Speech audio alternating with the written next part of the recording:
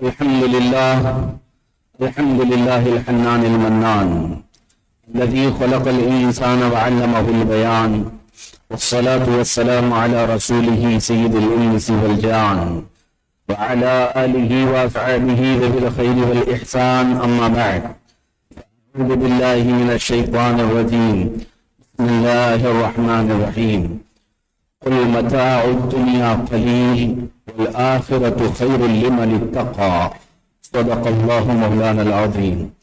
بارگاہ رسالت معاذ صلی اللہ علیہ وسلم میں درود پاک کا ہدیہ پیش کریں. اللهم صل على سيدنا ومولانا محمد معدن الجود والكرم وآله وأصحابه الكرام وابنه الكريم وبارك وسلم صلاة دائمة سرمدا أبدا. اللہ عز و جل قرآن پاک میں فرماتا ہے: تبارک الذی بیدہ الملک وهو على كل شيء قدیر الذي خلق الموت والحیات لیبلوکم ایکم احسن عملا. وہ ذات بلند و بالا ہے جس کے قبضہ قدرت میں ساری بادشاہت ہے، ہر شے پر وہ قدرت رکھنے والا ہے، اور اس نے زندگی اور موت اس لیے بنائی تاکہ تم کو آزمائے تم میں اچھے عمل والا کون ہے. ہماری زندگی صرف اسی لیے ہے کہ ہم امتحان کے میدان میں اترے ہوئے ہیں. اب رزلٹ کا وقت وہ موت کے بعد ہے، ہمارے نتیجے کا وقت وہ آخرت ہے، جس کے متعلق ہمیں سنا دیا جائے گا کہ ہم امتحان میں پاس تھے کہ فیل ہوئے. قرآن پاک میں تو اللہ تعالیٰ فرماتا ہے یہ زندگی تمہاری اسی لیے دی گئی ہے کہ تمہیں آزمایا جائے کہ تم میں بہتر عمل والا کون ہے. اسی لیے میرے عزیزو دوسری آیت ہے قرآن پاک کی، رب تعالیٰ فرماتا ہے اے محبوب آپ فرما دیں دنیا کا سامان بہت تھوڑا سا ہے، دنیا کا سامان بہت تھوڑا سا ہے اور آخرت سب سے بہتر ہے. وہ پیدا کرنے والا خدا جو فرما رہا ہے کہ دنیا بہت تھوڑی ہے، یعنی اگر تم ہاتھ پیر مار کر کے یہاں کروڑوں بھی کما لو تو مولا فرما رہا وہ تھوڑا ہے، جو تمہیں آخرت میں ملنے والا ہے اس کی بنسبت بہت تھوڑا ہے. میں ایک حدیث آپ کے سامنے رکھتا ہوں. قیامت کے دن فیصلہ ہو جائے گا، جنتی جنت میں جا چکے ہوں گے، جہنمی جہنم میں، اور سب سے لاسٹ میں جو جنتی جائے گا، سب سے آخر میں جس کا فیصلہ ہوگا اس کو بہت تاخیر ہو چکی ہوگی، سارے جنتی جا چکے ہوں گے. آخر میں جنت میں جانے والا اب اندازہ کر سکتے ہیں 50,000 سال کے برابر کا ایک دن جو فیصلے کا ہے وہ کتنی تاخیر سے جا رہا ہوگا پتہ نہیں. اور جب تک جنت بھر چکی تھی، حدیث پاک میں ہے اس کو جنت تو مل گئی لیکن جیسے ہی اندر گیا تو دیکھا سارے محلات جنتیوں سے بھرے ہوئے ہیں، ہر کوئی اپنے اپنے دیوان لگائے مسحری سے ٹیک لگائے بیٹھا ہوا ہے. اخیر میں جنت میں جانے والا منزلیں دیکھتا ہے، محلات دیکھتا ہے، اور پھر اس کو یہ لگنے لگتا ہے شاید میں سب سے اخیر میں آیا ہوں، میری کوئی جگہ نہیں ہوگی. سب سے لاسٹ میں جو جنت میں جا رہا ہے اس کو کیا ملنے والا ہے؟ وہ جنتیوں کو دیکھتا رہا حیرت سے. پھر رب تعالیٰ کی طرف سے ندا آئی، اے بندے تو کیا دیکھ رہا ہے؟ عرض کرتا ہے کہ مولا کیا جنت بھر چکی، اب میرے لیے کوئی خالی جگہ نہیں رہ گئی، میرا کوئی محل نہیں ہے؟ تو اللہ عز و جل اس بندے سے فرماتا ہے اے بندے تو اخیر میں آیا، تیرا جنت میں حصہ موجود ہے، کیا تو اس بات کو پسند کرے گا کہ جو دنیا تو چھوڑ کر کے آیا ہے، جو زمین آسمان کے بیچ تو رہتا تھا، جو دنیا تو چھوڑ کے آیا ہے اس دنیا کے برابر تجھے ایک محل دے دو، اخیر میں جانے والے کو اتنی بڑی جگہ کا ایک محل تجھے دے دو. بندہ کہتا ہے کہ مولا کیا اتنی بڑی جگہ پوری دنیا کے برابر کا ایک محل مجھے ملے گا؟ اللہ فرماتا ہے میری جنت اس سے بھی زیادہ کشادہ ہے، اس سے بھی زیادہ کشادہ ہے. جب وہ بندہ کرتا ہے کہ مولا کیا اتنی بڑی مجھے مل سکتی ہے جگہ، تو رب تعالیٰ فرماتا ہے کیا تو اس بات کو پسند کرتا ہے جو دنیا کو چھوڑ کر کے آیا ہے اس دنیا کے ڈبل دگنا جگہ کا ایک محل تجھے جنت میں دے دو؟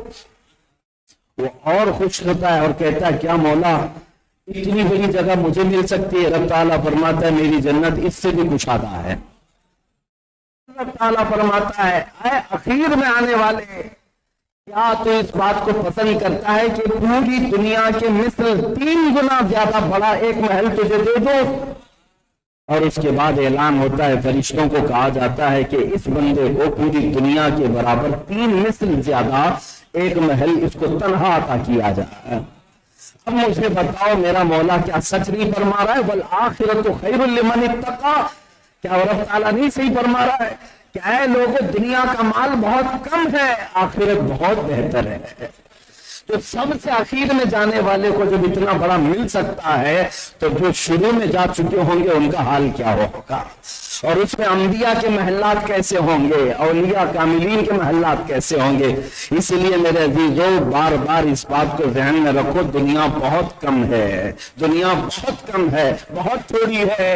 اور خاص طور پر ممبئی والوں کو تو دنیا کتنی ملتی ہے؟ یہاں تو جانتے ہیں 200-400 اسکوائر فٹ کی ایک جگہ مل جائے وہی پوری دنیا ہے، اور اس کے لیے کتنے سالوں بیت جاتے ہیں۔ ایک کمرہ لینے کے لیے یہاں پر کتنوں کے بال سفید ہو جاتے ہیں، کتنوں کی کمریں ٹیڑھی ہو جاتی ہیں۔ یہاں دنیا جو ملتی ہے اسکوائر فٹ پہ ناپ کر کے دی جاتی ہے، لیکن رب ذوالجلال کے حضور جب پہنچو گے اس پوری کائنات کے برابر تمہیں تنہا ایک محل عطا کیا جائے گا۔ اب مجھے بتاؤ کیا وہ بہتر نہیں ہے؟ کیا وہ بہتر نہیں ہے؟ اس لیے دنیا کی طرف جن لوگوں نے دل لگائے ان کے لیے خسران، خسارہ ہے۔ قرآن کہتا ہے والعصر ان الانسان لفی خسر، زمانے محبوب کی قسم انسان بڑے گھاٹے میں ہے۔ گھاٹے میں کون ہوتا ہے؟ جب سامنے سودا رکھا ہوا ہے، ہلکی چیز کو بڑے پیسوں سے لے لیتا ہے اور مہنگی چیز کو چھوڑ دیتا ہے، وہ گھاٹے میں ہے۔ یہاں رب تعالیٰ تمہارے سامنے دونوں چیزیں رکھا ہے، ایک دنیا کے عیش ہے اور دوسرا آخرت کی زندگیاں ہیں، اور اگر کوئی آخرت کو چھوڑ کر دنیا کی طلب میں رہ گیا تو وہ ضرور گھاٹے میں ہے، بہت بڑے نقصان میں ہے۔ تمہیں یہ پتا ہے کہ بیمار ہونا ہے، تمہیں یہ پتا ہے کہ یہاں مرنا ہے، تمہیں یہ پتا ہے کہ میں کبھی سکون سے رہ نہیں سکوں گا، اس کے باوجود اس کے لیے دوڑ بھاگ کرنا عقل والوں کی، مولا علی کرم اللہ وجہہ الکریم فرماتے ہیں یہ عقل والوں کی راہ نہیں ہے۔ اور جنت جس نے نہیں دیکھا، تمہیں پتا ہے میرے آقا صلی اللہ علیہ وسلم ارشاد فرماتے ہیں جو جنت میں گیا نہ اسے کبھی بخار آئے گا نہ کبھی اسے سردی آئے گی، بیمار ہونے کا ٹینشن نہیں ہے، مال لوٹنے کا ٹینشن نہیں ہے، تمہارے گھر پر کسی کے حملہ آور ہونے کا ٹینشن نہیں ہے، بلکہ وہاں جس کو جو ملا ہے وہ بہت کچھ ہے۔ سورہ واقعہ پڑھو آپ، قرآن پاک میں اللہ تعالیٰ جنت کے نقشے کو بیان فرمایا ہے، کس طرح سے جنتی بیٹھے ہوں گے، نہریں بہہ رہی ہوں گی، ان کے لیے کنیزیں جنت کی حوریں خدمت کے لیے تیار ہوں گی، غلمان ہوں گے، ان کی خواہش ابھی ہوتی نہیں کہ وہ چیز ان کے سامنے رکھ دی جاتی ہے، جس چیز کے کھانے کی خواہش کرتے ہیں وہ سب وہاں دے دیا جاتا ہے۔ پلس کیا ہے؟ نہ تمہیں نماز پڑھنا ہے، نہ تمہیں وہاں روزہ رکھنا ہے، نہ تمہیں وہاں حج کرنا ہے، کچھ نہیں ہے، وہ آرام کی جگہ ہے، آرام کی جگہ ہے۔ جنت میں جاتے ہی فرشتہ آواز دے گا ادخلوها بسلام آمنین، آ جاؤ اندر، اب ہمیشہ ہمیشہ کی سلامتی ہے تمہارے لیے۔ اب یہاں کوئی حکم نہیں دیا جائے گا صبح 5 بجے اٹھنا ہے، وضو کرنا ہے، نماز پڑھنی، سارا دارالعمل ختم ہو گیا، عیش کی جگہ ہے۔ مجھے بتاؤ اس عیش کی جگہ کو اگر کوئی ہلکے عیش کے لیے قربان کرتا ہے تو کیا دنیا کا بیوقوف آدمی نہیں ہے؟ کیا وہ دنیا کا خسارہ اٹھانے والا نہیں ہے؟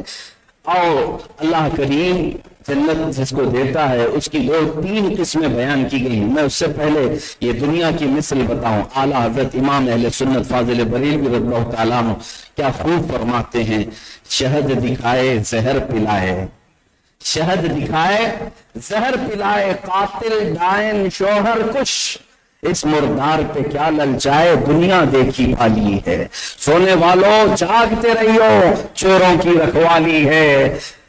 اعلیٰ حضرت فاضل بریلوی رضی اللہ تعالیٰ عنہ کس کے لیے فرما رہے ہیں؟ یہ دنیا کے لیے، یہ شہد دکھاتی ہے، زہر پلاتی ہے۔ جو چیزیں خوبصورت کر کے تمہارے پاس لائی جاتی ہیں حقیقت میں خوبصورت ہوتی نہیں، زہر ہوتا ہے۔ آج نوجوانوں کا ایک بہت بڑا طبقہ اسی دنیا کے پیچھے بھاگ رہا ہے۔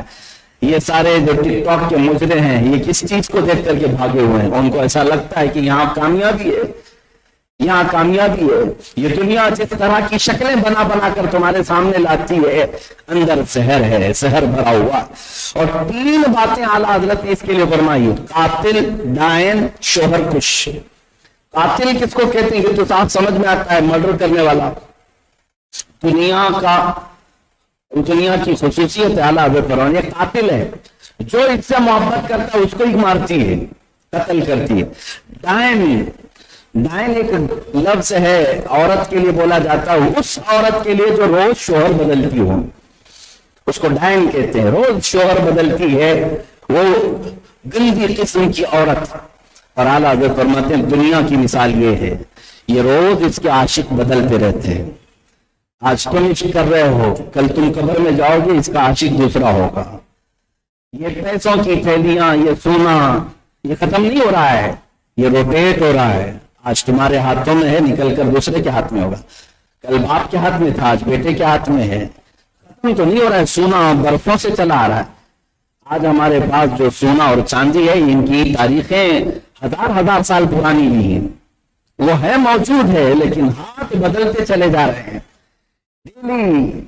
الگ لوگوں کے پاس یہ سونا چلتا رہتا ہے، کسی کے پاس مستقل نہیں رہتا. اسی کو اعلیٰ حضرت فرماتے ہیں ڈائن ہے، وہ شوہر بدلتی ہے. اور شوہر کش، اپنے ہی شوہر کو مارنے والی عورت، اس کو شوہر کش کہتے ہیں. 3 باتیں اس کے لیے اعلیٰ حضرت نے فرمایا. اور یوں ہی نہیں میرے عزیزو، اللہ کریم فرماتا ہے، رسول کریم صلی اللہ علیہ وسلم کی حدیث ہے، اگر اللہ کو مچھر کے بال کے برابر بھی یہ پسند ہوتی تو اللہ تعالیٰ کبھی یہ دنیا کافروں کو ہرگز نہیں دیتا، کافروں کو نہیں دیتا. اب میری ان باتوں کا خلاصہ یہ نہیں ہے کہ کمانا ہی نہیں چاہیے، دکان پہ جانا ہی نہیں چاہیے، بزنس کرنا ہی نہیں چاہیے. یہ دنیا نہیں ہے، میں اس کی مذمت نہیں کر رہا ہوں. آپ خوب کماؤ، خوب دکانیں بناؤ، خوب جائیداد بناؤ، لیکن اس کا حق اگر ادا کر دیا تو یہ دنیا نہیں، یہ بھی دین ہے. اگر مال کماتے کماتے تم نے کبھی مولا کے سجدے کو ناشکری کے ساتھ چھوڑا نہیں تو تم نے مال کا حق ادا کیا ہے. لیکن اگر کوئی مال تمہاری عبادت میں خلل کا سبب بن گیا، یہ دنیا ہے، وہ دنیا ہے. رب تعالیٰ کے حضور آنے سے جو چیز تمہیں روکتی ہے وہ دنیا ہے. اس دنیا کی میں مذمت نہیں کر رہا جو عثمان غنی کے پاس تھی، اس دنیا کی برائی میں نہیں کر رہا جو حضرت عبد الرحمن بن عوف کے پاس تھی، صدیق اکبر کے پاس تھی، کروڑوں کی جائیداد ان کے پاس تھی، لیکن مجال ہے کہ ان کا ایک سجدہ قضا ہوا. آپ کو میں بتاؤں، سیدنا عثمان غنی رضی اللہ تعالیٰ عنہ نے جنگ تبوک میں مال کتنا تھا اس کا حساب مجھے نہیں معلوم، لیکن جو انہوں نے جنگ تبوک میں ہدیہ دیا تھا رسول کریم صلی اللہ علیہ وسلم کے اعلان پر، حضور نے اعلان کیا تھا نا کہ کوئی ہے جو اللہ کی راہ میں دے. حضرت عثمان غنی نے جو اس جنگ میں ہدیہ دیا تھا، آج کی قیمت کے اعتبار سے 120 کروڑ کی مالیت ہوتی ہے اس کی. ہے کوئی یہ دان کرنے والے، کوئی اس طرح کا صدقہ کرنے والے؟ میں ان کے پورے مال کی قیمت نہیں بتا رہا، جو انہوں نے راہ خدا میں ایک بار دیا تھا اس کی ویلیو یہ تھی. میں یہ کہہ رہا ہوں کہ اس مال کی میں مذمت نہیں کر رہا جو مال اللہ کی راہ میں جانے سے نہیں روکتا ہے، اس مال کی مذمت نہیں ہے. مال اس مال کی مذمت ہے جو تمہیں غافل کر دیتا ہے، اس دنیا کی مذمت ہے جو تمہیں رب تعالیٰ کی رضا سے دور کر دیتی ہے. عزیزان گرام وقار، بہت مختصر سی ہمارے پاس زندگی باقی ہے، بہت جلدی ہمارے گھروں پر دستک ہونے والی ہے. ملک الموت کے متعلق فرمایا گیا ہر دن وہ ہر بندے کو ایک بار ضرور دیکھ کر کے جاتے ہیں. آج بھی ہمارے گھر آئے ہوں گے، وہ ضرور دیکھ کر کے جاتے ہیں ہر ایک کو، اور جس کی موت آنے والی ہے اس کو دن میں 3 بار دیکھتے ہیں، تیسری مرتبہ آ کر کے روح قبض کر جاتے ہیں. اور قرآن نے جا بجا اللہ تعالیٰ نے فرمایا، ہم تلاوت کرتے ہیں تو یقین کیوں نہیں کرتے؟ جو مست ہو جاتے ہیں نا دنیا میں، ان کو تلاوت کے بعد ترجمہ یاد کرنا چاہیے. جگہ جگہ رب تعالیٰ فرماتا ہے الیہ راجعون الیہ ترجعون، اس کی طرف تم لوٹائے جاؤ گے، اس کی طرف تم آنے والے ہو واپس. یہ جملہ بہت ہدایت کا ہے، بہت ہدایت کا ہے. سب کو لوٹنا ہے. جب کوئی مرتا بھی ہے تب بھی ہم کہتے ہیں انا للہ و انا الیہ یہ ہمیں بار بار سکھایا گیا ہے، ہم اللہ کے لیے اللہ کی طرف جانے والے ہیں۔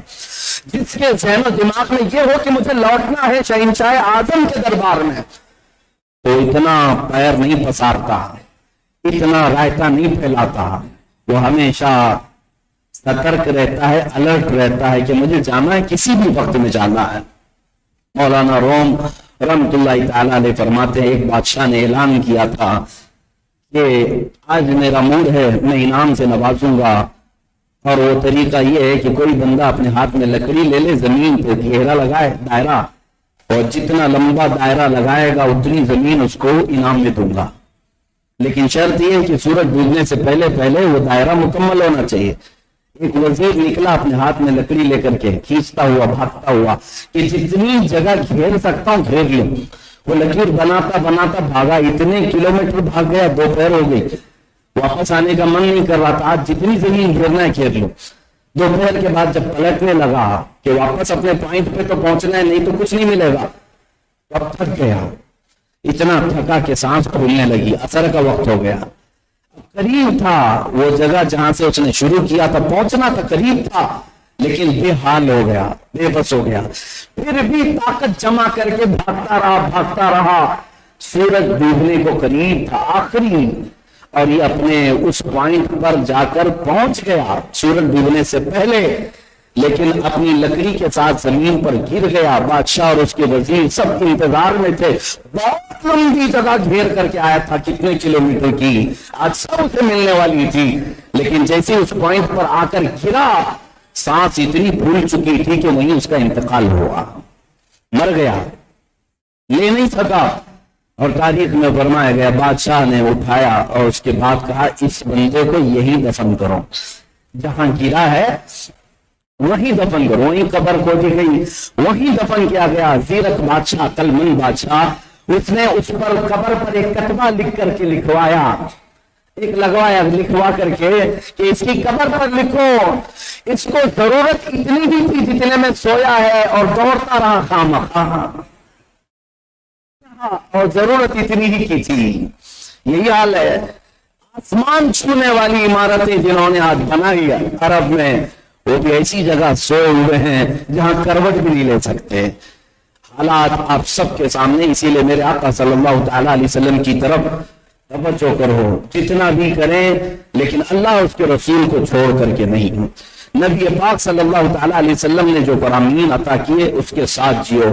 آخری حدیث سناتا ہوں، آپ اگر رہیں یہاں پر دنیا میں عبادت کریں تو خالص اللہ کے لیے، خالص اللہ کے لیے، خالص اللہ کے لیے، کیونکہ فرمایا گیا جنت میں جانے والے جو 3 جماعتیں ہوں گی، ایک جماعت تو ہوگی جن کو اللہ تعالیٰ فرمائے گا تم کو جنت مل گئی، کیوں عبادت کرتے تھے؟ وہ کہیں گے مولا تیری جنت بہت حسین ہے، ہم نے بہت سنا تھا، ہمیں جنت چاہیے تھا۔ اللہ فرماتا ہے ٹھیک ہے تمہیں جنت دی گئی، جاؤ۔ جنت کی طلب میں عبادت کرنے والوں کو بھی جنت دی گئی۔ دوسرا ایک گروپ جنتیوں کا، ان سے پوچھا جائے گا تم کیوں عبادت کرتے تھے؟ وہ کہتے ہیں مولا تیری دوزخ سے بڑا ڈر لگتا تھا، بڑے ہولناک عذابات ہم نے حدیث اور قرآن میں سنے تھے، اس سے بچنے کے لیے ہم عبادت کرتے رہے۔ اللہ فرماتا ہے جاؤ میں تمہیں جہنم سے بچایا، جنت تمہیں دے دی گئی۔ تیسری ایک جماعت ہوگی، ان سے پوچھا جائے گا تم کیوں عبادت کرتے تھے؟ وہ کہتے ہیں مولا نہ ہمیں جنت نہ دوزخ کا خیال، ہم تو صرف تیری رضا کے لیے کرتے تھے، ہم صرف تیری رضا کے لیے کرتے تھے۔ رب تعالیٰ فرماتا ہے ٹھیک ہے میں تم سے راضی ہوا، جنت میں جاؤ۔ یہ واحد جماعت ہے قیامت کے دن، حدیث میں ہے، وہ انکار کرے گی کہ مولا ہم جنت میں نہیں جائیں گے، اگر ہم جنت میں گئے تو ہماری عبادتوں کا بدلہ ہو جائے گا، ہم نے بدلے کے لیے نہیں پڑی، خالص تیری رضا کی لیے۔ رب تعالیٰ فرماتا ہے پھر میں راضی ہوا، میری رضا کی علامت یہ ہے کہ تم جنت میں جاؤ۔ وہ نہیں جا رہے ہوں گے، یہاں تک کہ روایت میں موجود ہے فرشتوں کو حکم ہوگا کہ ان کو ہاتھوں پیروں میں بیڑیاں ڈال کر جنت میں لے جاؤ، زبردستی لے جاؤ۔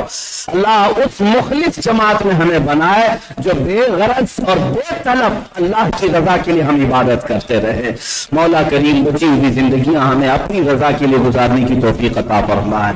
رب ذوالجلال تیرے دربار میں دعا یہ ہے، کام وہ لے لیجئے تم کو جو راضی کرے، ٹھیک ہو نام رضا تم پہ کروڑوں درود۔ اے رب قدیر ہمارے اس جمعہ کو قبول فرما لے، ہماری جمعہ پاک میں جتنے حاضرین آئے سب کے دلوں کو تیری عبادت کے لیے مخلص بنا دے۔ اے اللہ ہماری پیشانیوں میں تیرے سجدوں کی طرف دیتے ہیں، ہماری آنکھوں کو تیرے حبیب کا نور عطا فرما، ہمارے دلوں میں سرور عطا فرما۔ اے کریم خدا رحم الراحمین، جب ہمارا آخری وقت آئے ہماری زبانوں پر تیرے نغمے جاری فرما دے۔ اے رب ذوالجلال احسن الخالقین، ہم گناہوں سے عاجز آ چکے، ہم سب کو اس دلدل سے تو آزاد فرما دے۔ اے اللہ ہمیں وسوسوں سے بچا لے، شیطان کی شرارتوں سے بچا لے، نفس امارہ کے بہکاوے سے بچا لے۔ اے کریم خدا، دنیا بہت تجھ سے مانگی ہے، بار بار مانگی ہے، اے اللہ آج کے جمعہ خالص تجھ سے تیری رضا مانگتے، تو ہم سے راضی ہو جا مولا، تو ہم سے راضی ہو جا۔ اے رب ذوالجلال اس وقت تک ہمارا جنازہ نہ اٹھنے پائے جب تک تو ہمارے جسم اور روح سے راضی نہ ہو جائے۔ اے رب ذوالجلال میں مروں جب میری موت آئے تو تیرے حبیب پاک کا دیدار نصیب فرما، ان کے پڑوس میں دفن نصیب فرما۔ اے کریم خدا، ہم سب کو زمینی آسمانی بلاؤں سے محفوظ فرما۔ ہم نے جو بیمار ہیں انہیں شفا دے دے، جو بے اولاد ہیں انہیں صاحب اولاد بنا دے، جو بے روزگار ہیں انہیں حلال روزیاں دے دے، جو ناحق مقدمے اور جیلوں میں ہیں ان کو رہا فرما دے، جو بے جوڑ ہیں انہیں صالح رشتے دے دے۔ اے اللہ اے کریم خدا، حلال کھلا اور حرام سے محفوظ کر، ہمارے گناہوں کی بیماری سے ہمیں شفا دے دے۔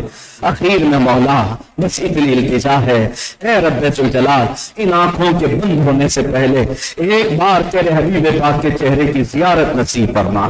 وصلی اللہ تعالی علی خیر خلقی محمد وآلہ وصحبہ اجمعین۔